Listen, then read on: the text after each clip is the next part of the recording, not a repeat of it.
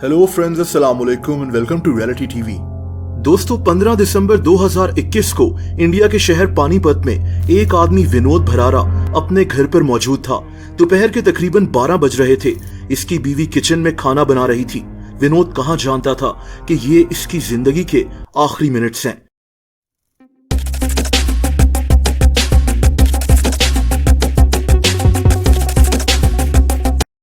दोस्तों, इसी वक्त इनके घर में एक आदमी दाखिल हुआ।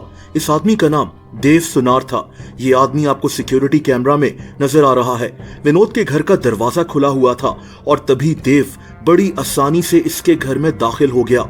ये आदमी विनोद के घर में घुसा, विनोद के कमरे में गया। इसने अंदर से लॉक लगाया और सीधा विनोद पर गोलियां चला दी। विनोद भरारा की मौत हो चुकी थी।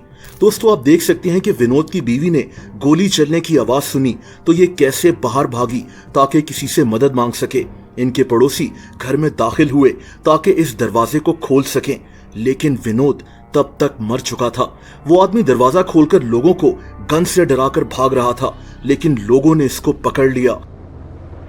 विनोद मर चुका था और इसका कातिल देव पकड़ा जा चुका था। विनोद की फैमिली बहुत सदमे में थी, इसकी बीवी, इसके माँ बाप और इसके बच्चे। दोस्तों, ये जो कातिल था देव, ये एक ट्रक ड्राइवर था। 2 महीना पहले देव एक सड़क पर ट्रक चला रहा था जब इस ट्रक की टक्कर विनोद से हो गई। विनोद अपना एक कंप्यूटर ट्रेनिंग सेंटर चलाता था। ये इसी जगह खड़ा हुआ था जब ये एक्सीडेंट हुआ। ये शदीद जख्मी हो गया था। विनोद ने देव के खिलाफ अदालत में केस कर दिया, लेकिन देव चाहता था कि विनोद ये केस वापस ले ले और तभी शायद इसने गुस्से में आकर विनोद को कत्ल कर दिया था। लेकिन क्या ये केस इतना ही सिंपल था? दोस्तों, विनोद पानीपत शहर में काफी मशहूर आदमी था। ये आदमी अपना एक कंप्यूटर ट्रेनिंग सेंटर चलाता था। इसके और भी कारोबार थे। इसके साथ ही अपने शहर में सोशल वर्क भी बहुत ज्यादा करता था, लोगों को खाना खिलाना और इस जैसे दूसरे काम। इस शहर में विनोद की सब इज्जत करते थे। विनोद के पास दौलत भी अच्छी खासी थी। विनोद की बीवी का नाम निधि था। इनके 2 बच्चे थे। ये अपनी फैमिली के साथ बहुत अच्छे से जिंदगी गुजार रहा था। Happy ending of the birthday Duke 390 उसका बर्थडे गिफ्ट, बट उसके लिए सरप्राइज है।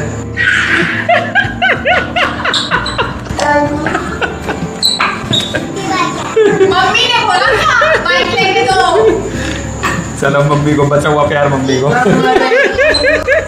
लेकिन दोस्तों, जो दिखता है जरूरी नहीं कि हमेशा वैसा ही हो। दोस्तों, पुलिस के लिए यह केस बहुत सिंपल था। एक ट्रक ड्राइवर ने गुस्से में आकर एक आदमी को कत्ल कर दिया क्योंकि इस आदमी ने इस पर केस किया हुआ था। उस ट्रक ड्राइवर यानी देव को लोगों ने खुद पकड़ा था। इस ट्रक ड्राइवर ने एतराफ भी कर लिया कि इसी ने इस वजह से ये कत्ल किया है।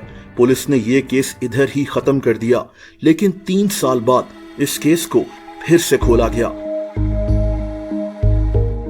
इस केस को खोलने की वजह एक व्हाट्सएप मैसेज था।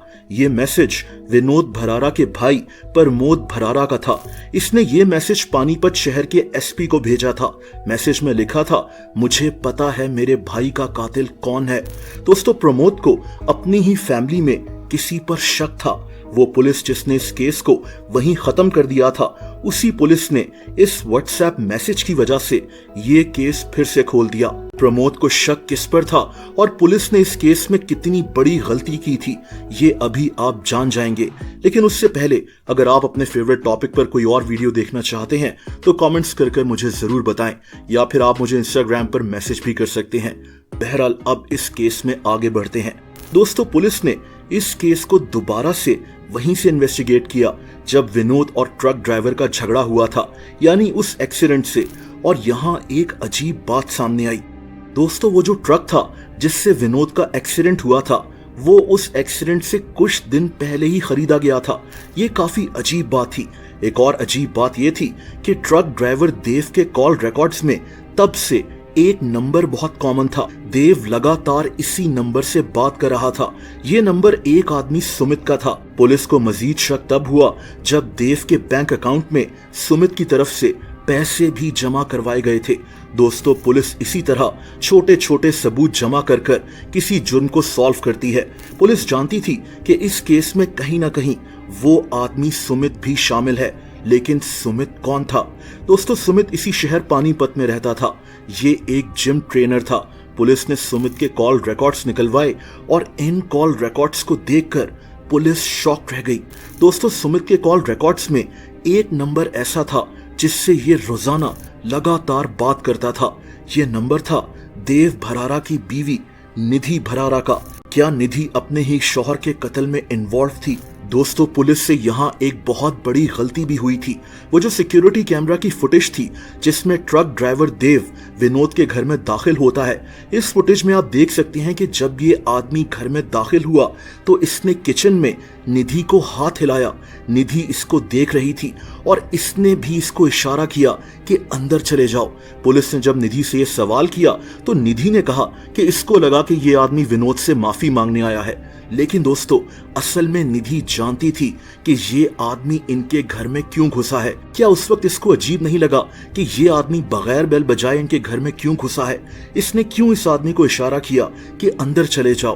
पुलिस को सिर्फ इसी बात पर यह केस सॉल्व कर देना चाहिए था। विनोद के भाई प्रमोद ने जब वो व्हाट्सएप मैसेज किया तब पुलिस की आंखें खुली। प्रमोद ये सारी बातें जानता था और इसको निधि पर हमेशा से शक था। दोस्तों, विनोद अपनी फैमिली से बहुत प्यार करता था।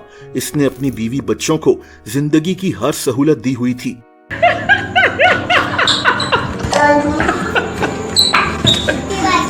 मम्मी ने बोला था बाइक लेके दो। चलो मम्मी को बचा हुआ प्यार मम्मी को। निधि भी इस शादी से बहुत खुश लगती थी। ये विनोद का बहुत ख्याल रखा करती थी। कोई इनको देखकर बता ही नहीं सकता था कि इनकी कभी लड़ाई भी हुई होगी। ये दोनों बहुत खुश लगते थे। 2 बच्चे, दौलत, जिंदगी की हर आसाइश। लेकिन विनोद कहाँ जानता था कि ये जो जिंदगी है ये सिर्फ एक ड्रामा है जिसमें वो बुरी तरह से फंसा हुआ है। दोस्तों, विनोद का कत्ल 2021 में हुआ था। इसी साल निधि ने एक जिम ज्वाइन किया था। इसी जिम में एक आदमी सुमित ट्रेनिंग दिया करता था। वही सुमित जिससे ट्रक ड्राइवर देव भी बात करता था और जिससे निधि रोजाना कई घंटे बात किया करती थी। ये बातें इतनी बढ़ गईं कि अब ये दोनों शादी करना चाहते थे। लेकिन मसला ये था कि अगर निधि विनोद को छोड़ देती तो इसको विनोद का ढेर सारा पैसा ना मिलता। सुमित की नजर भी विनोद की दौलत पर थी। निधि और सुमित ने अब एक प्लान बनाया। ये प्लान था विनोद को रास्ते से हटाने का। वो जो ट्रक ड्राइवर था देव, वो असल में एक किराए का कातिल था, यानी एक हिटमैन था। वो जो एक्सीडेंट हुआ था वो भी एक्सीडेंट नहीं था, बल्कि इसने विनोद को ट्रक से कुचलने की कोशिश की थी। लेकिन विनोद बच गया था और फिर इस आदमी ने घर में घुसकर विनोद को गोलियां मार दी। जाहिर सी बात है कि घर का दरवाजा भी निधि ने जानबूझकर खोला हुआ था। पुलिस ने निधि और सुमित को अरेस्ट कर लिया और यूं ये अफसोसनाक केस फाइनली सॉल्व हो गया, जो शायद कभी सॉल्व ही ना होता अगर विनोद का भाई वो व्हाट्सएप मैसेज ना करता। दोस्तों, अगर आप मुझे इंस्टाग्राम पर फॉलो करना चाहें तो उसका लिंक नीचे डिस्क्रिप्शन में मौजूद है।